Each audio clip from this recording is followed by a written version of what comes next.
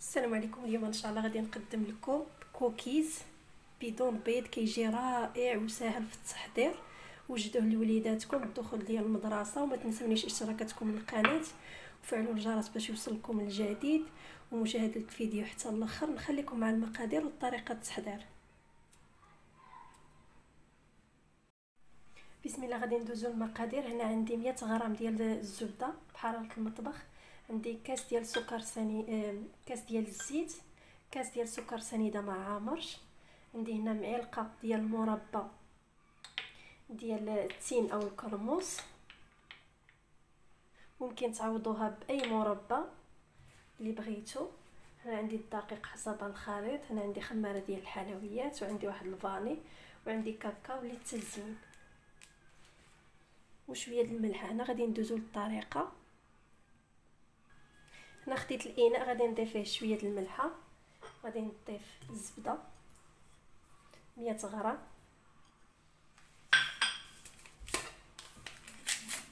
غادي نضيف فاني،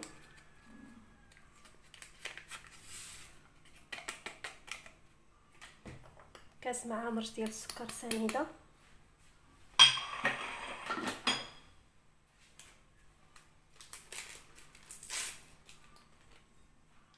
بسم الله. نخلط الزبده مع السكر سنيده وفاني.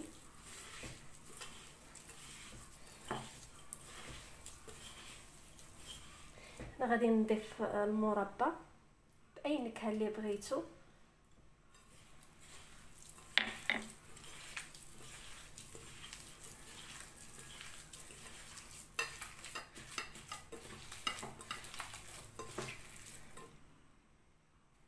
هنا غادي نضيف كاس ديال الزيت،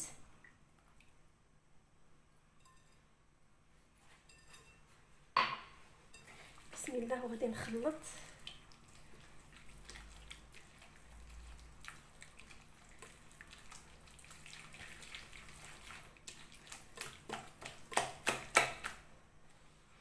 ما ننساوش خماره والدقيق.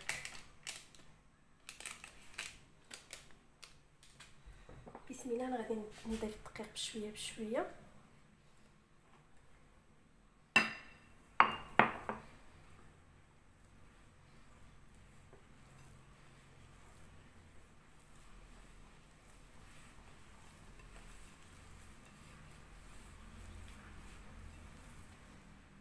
هذا هو القوام ديال العجينه نتاعي، ما كيلصقش في اليد، كنديرو بحال هكا ما كتلصقناش. اذا العجينه واجده نتاعي. هنا كنكوروا الكوكيز نتاعنا. العجينه بغيتو تكبروا ولا تصغروا بحال هذا الشكل، غادي نكور العجينه نتاعي كلها كويرات قد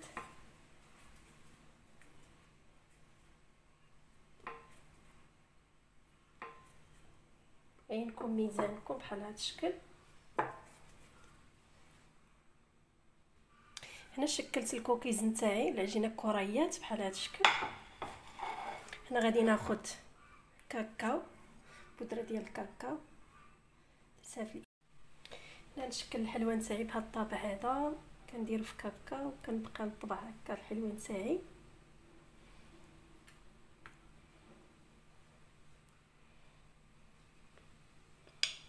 بحال هكا. ما كتجي مزينه بحال الكوكيز.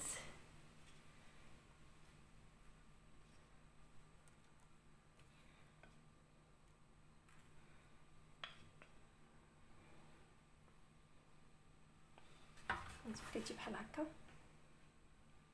انا غادي ندخلها الطيب تحمر وتشوفوا الشكل النهائي نتاعها ان شاء الله. هذا هو الشكل ديال الكوكيز نتاعي بعد ما خرجت من الفران، مازال سخون، كيجي رائع، كيجي واحد المذاق زوين وسهل في التحضير. جربوه لوليداتكم واكيد غادي يعجبهم ان شاء الله. وشكرا والسلام عليكم ورحمه الله تعالى وبركاته.